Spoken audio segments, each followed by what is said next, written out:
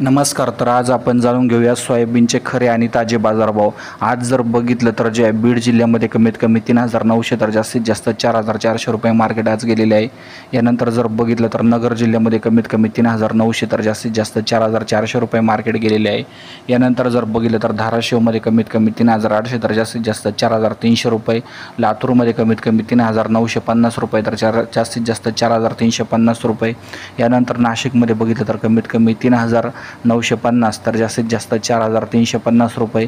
यानंतर जर बघितलं तर जालनामध्ये कमीत कमी 3,850 तर जास्तीत जास्त 4,250.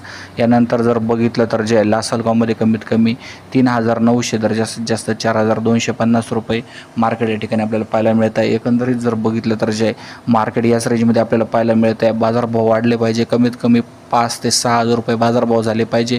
सध्या उत्पादन खर्चही निघणे अशक्य झालेले आहे. सरकारने सोयाबीन बाजारभावाकडे लक्ष देणे गरजेचे आहे.